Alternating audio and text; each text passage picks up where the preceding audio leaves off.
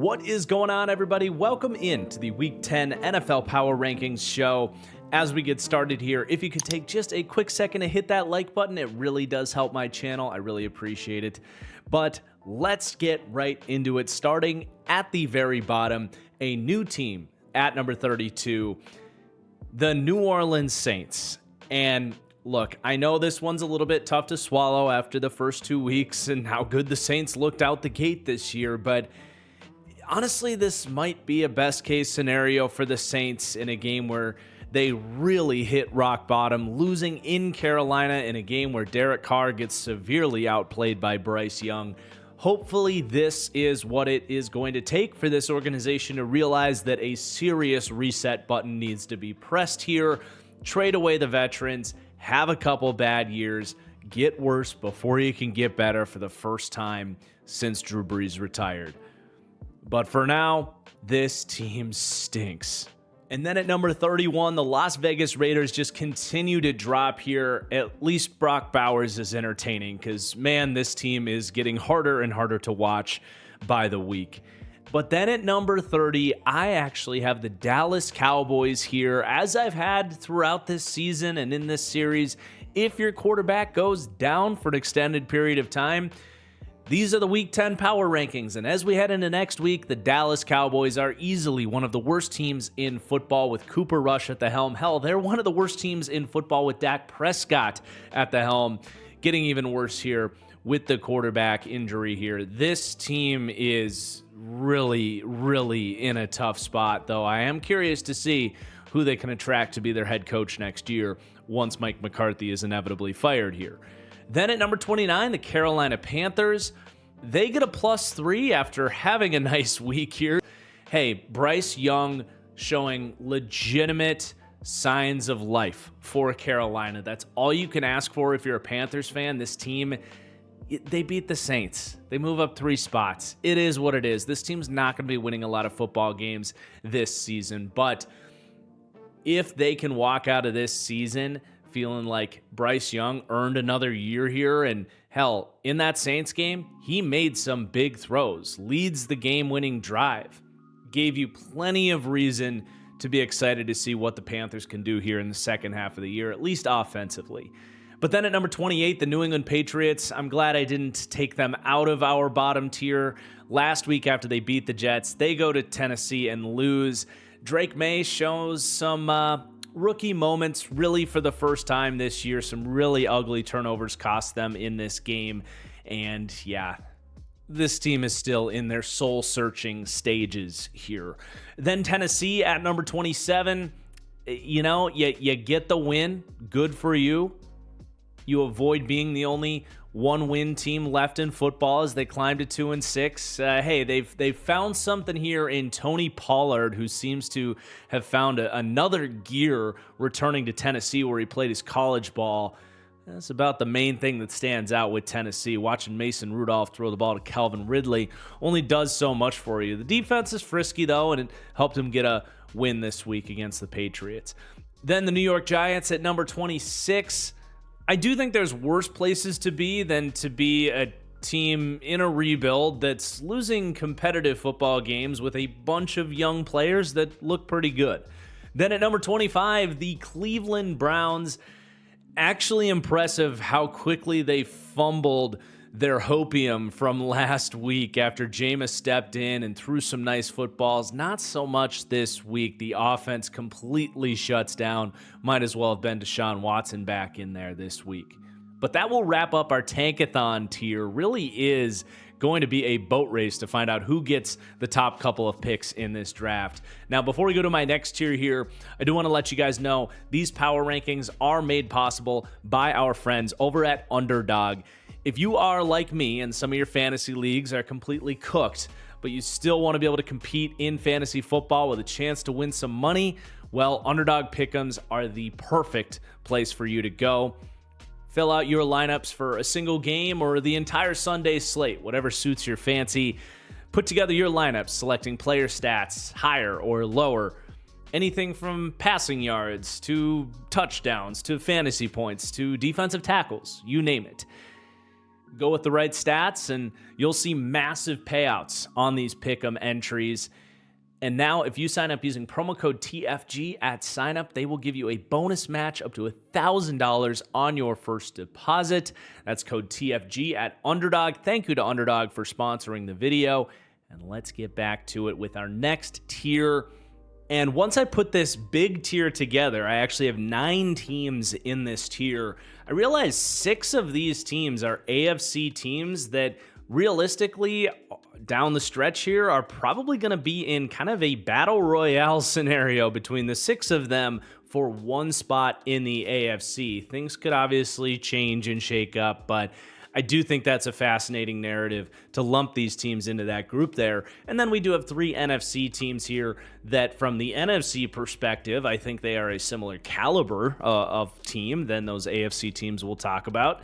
But unfortunately for them, the NFC is just a lot more crowded, and these NFC teams in this tier are more on the outside looking in terms of playoff hopes. But this group is going to start with the Jacksonville Jaguars, and I'll be honest, even though I just set all of that up for this tier, I do think the Jags realistically are out of it. They are the only 2-7 team in this tier, and their schedule doesn't really lighten up. They've actually had a really hard schedule. They have to turn around and play Minnesota and Detroit, a bye week. Then they have Houston, Tennessee, and the Jets. So I don't think we need to really waste any time getting into the narrative that maybe they can sneak into the AFC. But I do put them in this tier because this is still a tough football team to beat. I mean, they were super close against the Eagles. If Nakobe Dean doesn't make a miraculous interception in the corner of the end zone on a game-winning drive, they might have gone into Philadelphia and won that game. So I definitely don't think this team is as bad as the other teams we just previewed, and are much more in the mix in terms of the caliber of this team with this group. But then the Indianapolis Colts at number 23. What the hell are we doing here, Indianapolis? And I love Shane Steichen, but this is just such a bad look for this team. You bench Anthony Richardson, go to Joe Flacco with this idea that, oh, he gives us the best chance to win. And he turns around and puts up 6 points of offense against the Vikings. Like, what a waste of bleeping time and energy. And okay, I get it. Anthony Richardson took himself out of the game, and that's a bad look. Whatever. The players have his back. Quentin Nelson was like, yeah, it's a weird situation, but we've got Anthony Richardson's back. Like, I don't think they really care if it's Joe Flacco giving them, 1% better chance to win a game than Anthony Richardson. And I don't even know if that's true, right? Like, they had a much better chance of winning the week before against the Texans with Anthony Richardson than they did with Joe Flacco against the Vikings. This is just a mess. You have to go back to Anthony Richardson. He needs those live reps. Pretending that this team is going anywhere now or in the future by trying to win games with 40-year-old Joe Flacco right now after everything you've invested in the young Anthony Richardson. This is just, again, really not a good look. But then at number 22, the Miami Dolphins, tough one, tough loss. They really gave it their all against the Bills. The offense, obviously, is working so much better with Tua in there. Devon Achane continues to just be so bleeping good. But, you wish this defense was a little bit better, and they're 2-6 and kind of holding on to their season by a thread for the reasons we've described. That 7 seed is open, but this team's got to start stringing together some wins, man. Next 3 games are Rams, Raiders, Patriots. There's a world where they can win all 3 of those and get right into the mix here. So they're a great example of what's going on here with this tier. And then the Jets at number 21. They keep their season afloat by beating the Texans. So they've got the Colts and the Cardinals coming up. 2 winnable games, but certainly not gimmies for the Jets. And I'm not going to buy all the way back into this team after they really burnt me heading into the year. I was really high on this team. And obviously, you get excited seeing the defense play like we thought they were capable of this year against the Texans on Thursday Night Football. and you see the offense doing their thing. I mean, Aaron Rodgers has been better than he's been getting crap for all year. He really has. Garrett Wilson, Devontae Adams, I mean, that's a hell of a duo there when those guys are on like they were. So very encouraging night to kind of salvage their season, and really got to go get a couple wins, head into the bye week, and then we can revisit our expectation on the Jets if they can take care of business. But counting on them to do that is not something I'm prepared to do just because they won one game on a short week. But then we have the Chicago Bears at number 20. You know, the Hail Mary loss was frustrating, and it is what it is, but they had at least some good to show for in that game. They played probably the best game of defense anybody's played against Washington all season. And you were encouraged by how Caleb turned it on late in that game. Enough to say we don't need to panic and we'll keep the Bears where I had them ranked. This week, not so much. I mean, I'm super discouraged by the Bears' performance this week. The offense just feels so out of sync. DJ Moore is having a disastrous season. The Bears' defense got ran all over against the Cardinals. This team continues to make back-breaking mistakes.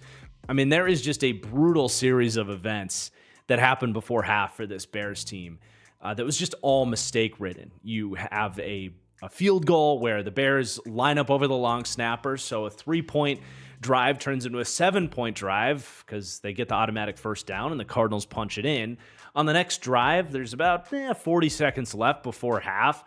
They're driving. Keenan Allen drops an easy pass on third down, so the Bears end up kicking a field goal with like 30 seconds left instead of continuing to drive, maybe getting 7 before half, or kicking a field goal with no time left before half.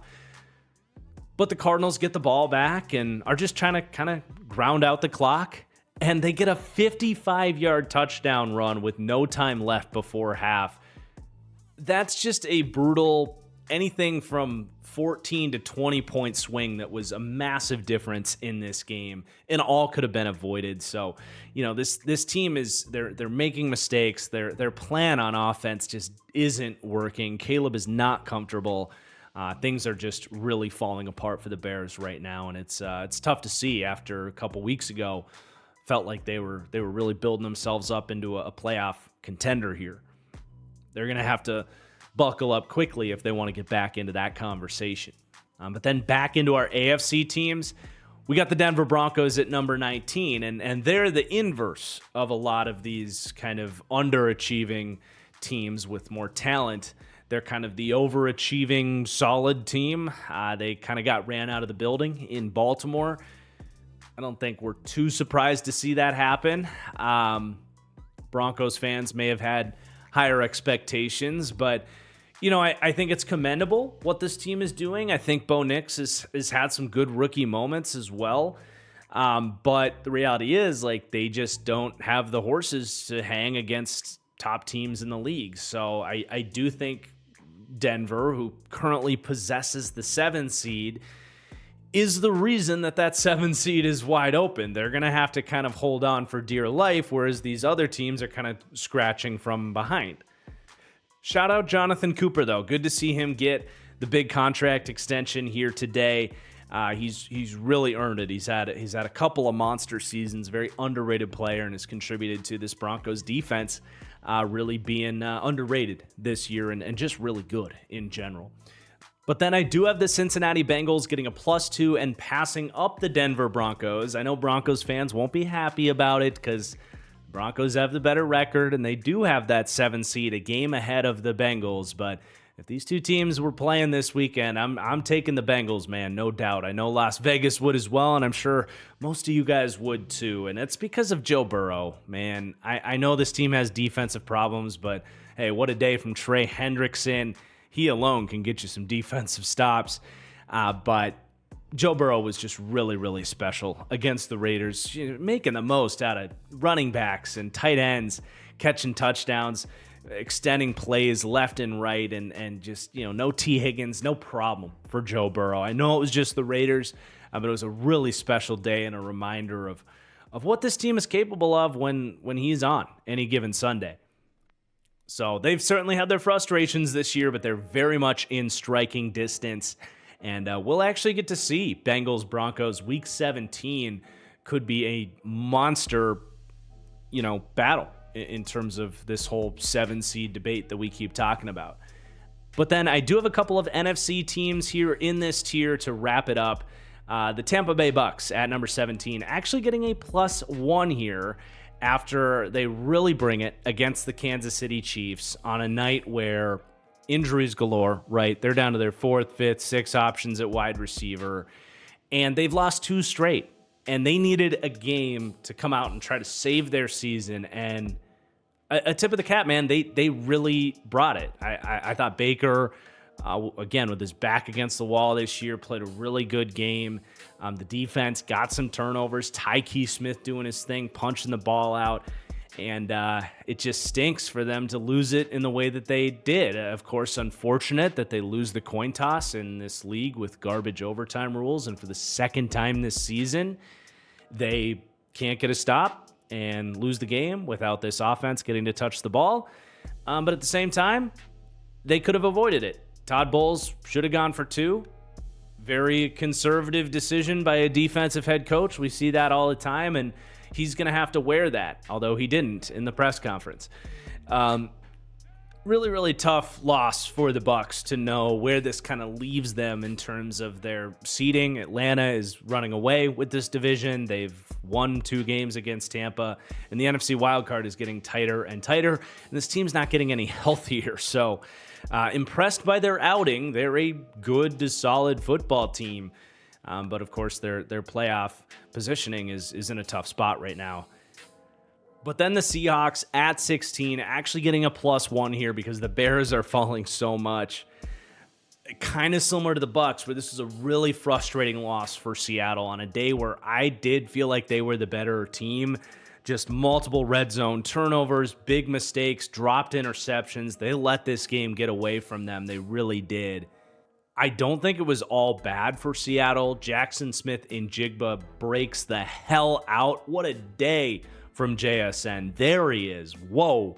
Catching 5 or 6 deep targets in this game. That has not been in his bag for the first season and a half. So, I mean, that's good. I thought the defense did some really good stuff with Mike McDonald's blitzing schemes and stuff.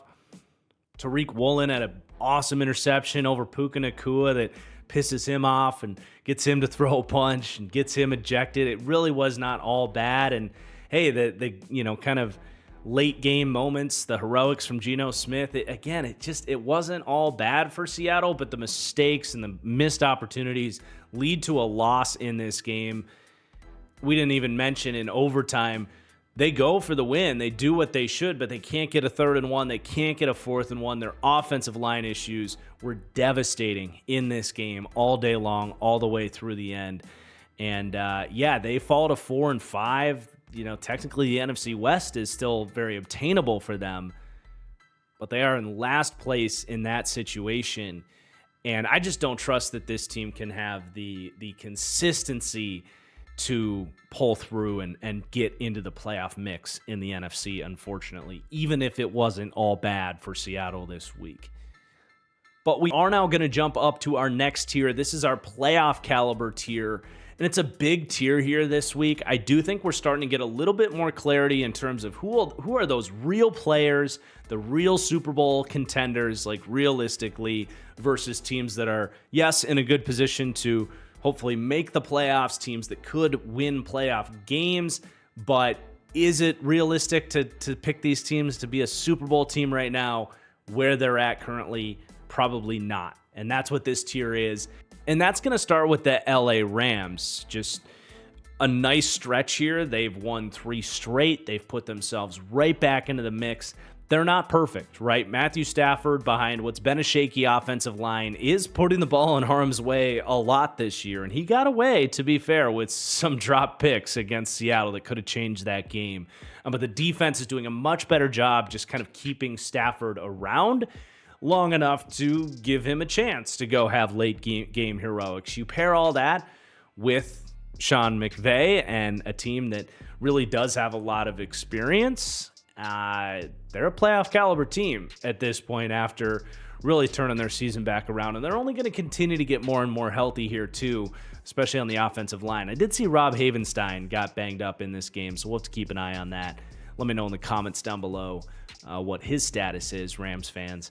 But we're sticking in LA with the number 14 team here, the LA Chargers. I have been very impressed by the Chargers, especially these last couple of weeks, where it's really two things. And I think the biggest thing is just how impressive this defense has been. I looked at this defense on paper heading in the year and said, yeah, I like the Harbaugh hire, I like the Minter hire, but this team just has so many holes. Interior D-line, linebacker, corner. It looked to me like what was going to be a pretty soft defense as they figured themselves out in the first year. And they just haven't. They've found a lot of pieces on the cheap, whether that's Poona Ford or a couple of rookie corners, Tarheeb Still, Cam Hart, and then some of their recent invested players too, stepping up. Diane Henley has been awesome. Jasir Taylor in the slot. They are just getting contributors. They go and got Elijah Molden, had another pick this week. They got him for free from Tennessee. So just that's the biggest deal with this Chargers team, as we talked about that heading into the year. Like, there's all these little holes on this roster. Can they find some contributors at some of these spots so that they can head into next year and feel a little bit better about this defense? Well, they've kind of like found contributors at all of those spots. It's really been a best case scenario. And, Harbaugh, the front office, Jesse Minter, the players, they just deserve so much credit there. And then offensively, you're seeing Justin Herbert healthy, working with Greg Roman to find the best version of this offense that you could have possibly imagined this year. I mean, the run game's been good all year, and the offensive line we figured was going to be a strength of this team. But the pass designs are really working. Quentin Johnston settling in after being a first-round pick last year, showing some juice. Ladd McConkey and Herbert doing his best job to elevate this group. It's just working on that side of the ball as well. So a couple of weeks ago, I wasn't really taking the Chargers all that seriously. Their schedule was a joke. They were a rather boring offense, frankly. They lost that game to the Cardinals, kind of playing it too safe. Well, the last couple of weeks, they've opened things up and have been a much more dynamic football team. And I just continue to trust the defense more and more as we've seen it week after week after week now. So I just have been blown away by the Chargers. And it's at the point where I would be a bit surprised if this team fell off and didn't make the playoffs in the AFC at this point. But then we do have the Arizona Cardinals at 13. They win their third straight, which included a win over those Chargers. They're really putting things together too, and I would echo the same points where their defensive performance has been a huge pleasant surprise here. Jonathan Gannon and Nick Rallis, I think, are doing a really good job scheming up some blitzes, manufacturing some pressure, schematically speaking, but they're getting some one-on-one wins from guys like Zaven Collins, our guy Xavier Thomas from Clemson, the rookie. They go and trade for Baron Browning this week. That's an exciting addition. The guys in the secondary are stepping up. Star Thomas, Garrett Williams, some underrated players to keep an eye on if you're watching this Cardinals team. And you don't have to be dominant defensively. They were last week against the Bears, but like we saw in that Dolphins game or in the Chargers game, just do enough. Make sure Kyler's got chances with this offense that can run the piss out of the football. And all of a sudden, you got yourselves a very complete first-place Arizona Cardinals team. Going to be tough to hold off the 49ers, who are raring and ready to go, coming off the bye, expecting to get Christian McCaffrey back here. But even if they can't do that, this is definitely a team playing like a wild card caliber football team. And as we've seen, if you get this team when Kyler's having one of those days, they really can beat anybody.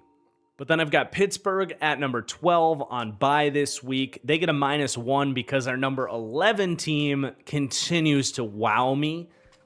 I know these teams played week 1, but this Falcons team winning their 5th straight game on a day where Drake London leaves early and the offense just keeps roaring. Darnell Mooney has been an absolute beast for this team.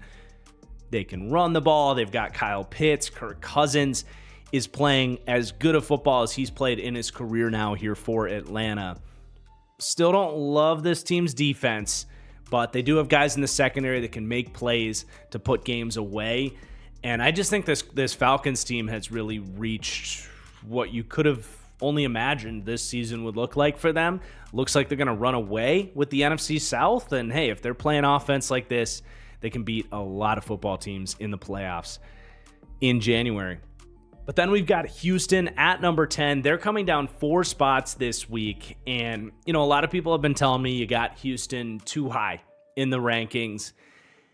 And I got to say, you guys were absolutely right. I did have this team too high. I stuck with them a little bit too long, I think. Just kind of buying into CJ Stroud, making special plays when they've needed it this year to keep winning football games. They were 6-2. I think I was stubbornly holding on to the idea that this Texans defense was going to stop giving up big plays and put things together as the year went on under DeMeco Ryans. But at this point, that's just not happening, and that needs to be accounted for. That's really where my main concern on Houston comes from. They don't stop the run, and they every single week are giving up huge plays through the air, whether it's coverage busts or guys just losing one-on-one, and it's a concern. Offensively, they have issues as well. I don't really put it on Stroud. He just had probably the worst game of his career against the Jets, arguably. But they can't pass protect right now. They can't pick up a stunt. They can't pick up a blitz.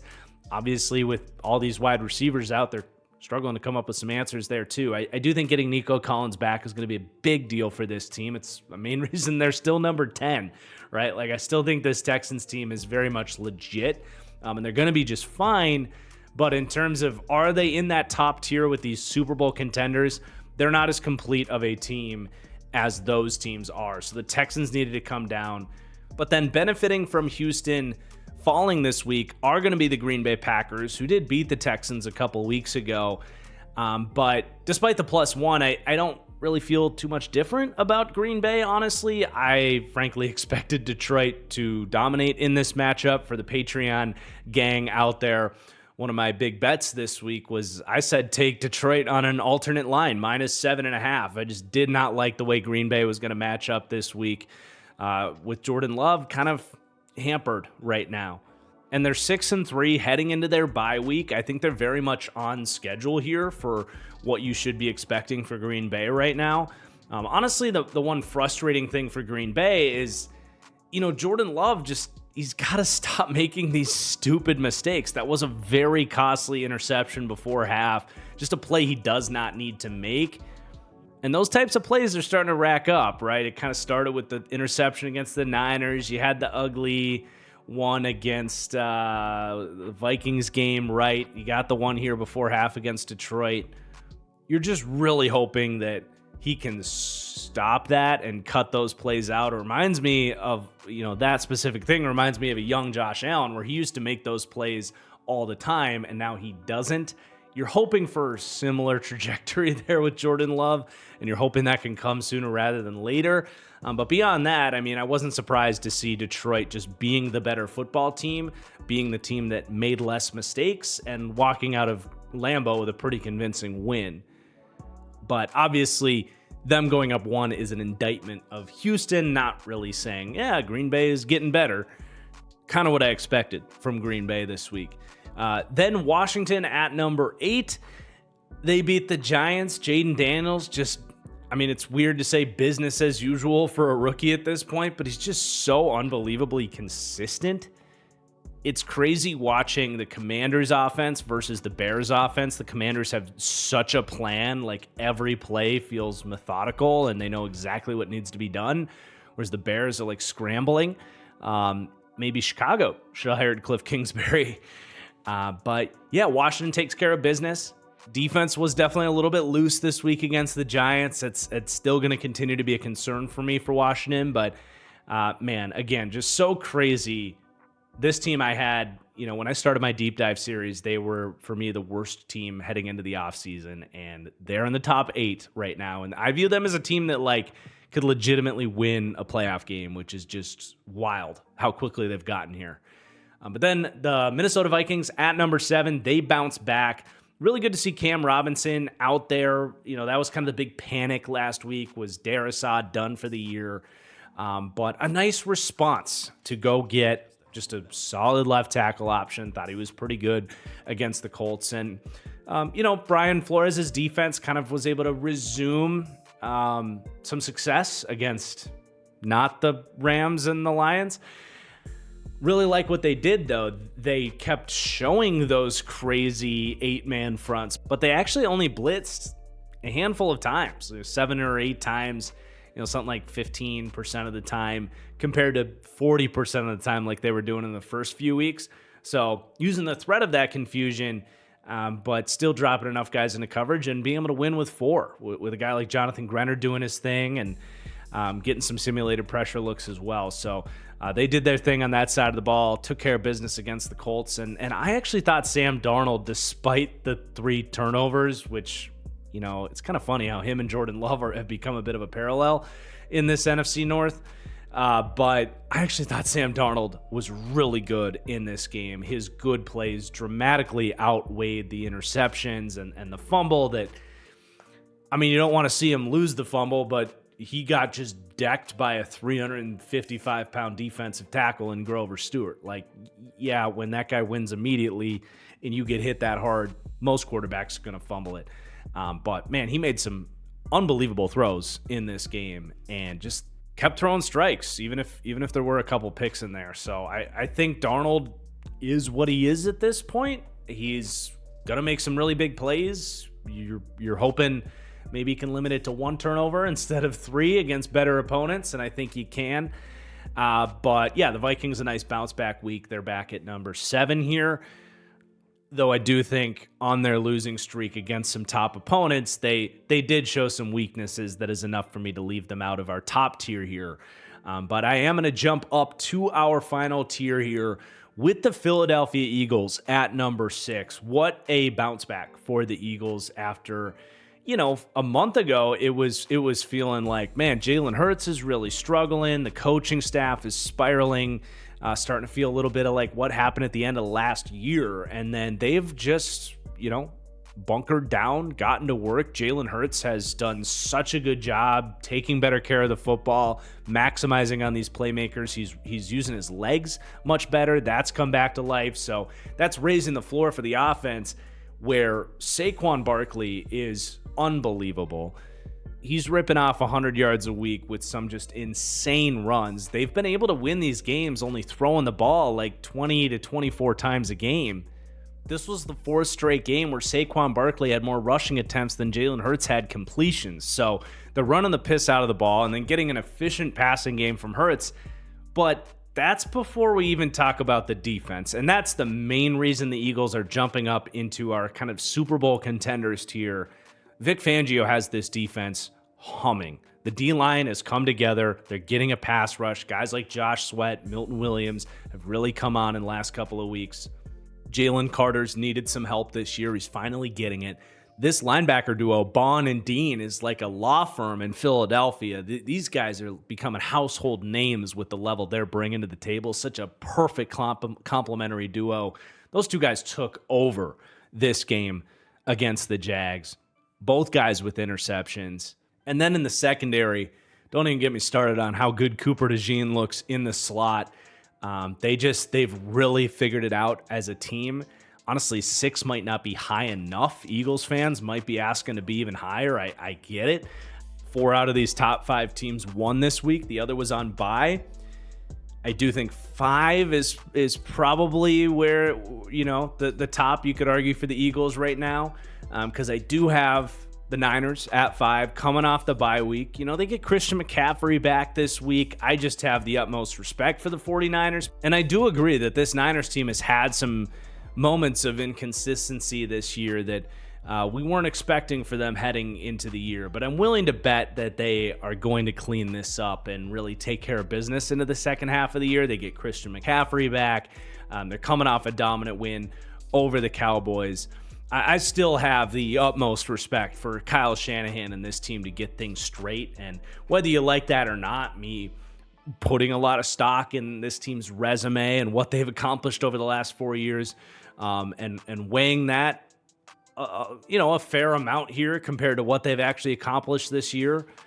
I could understand why some people would be frustrated that I've got this 4-4 team in the top tier, but I'm willing to trust them up here.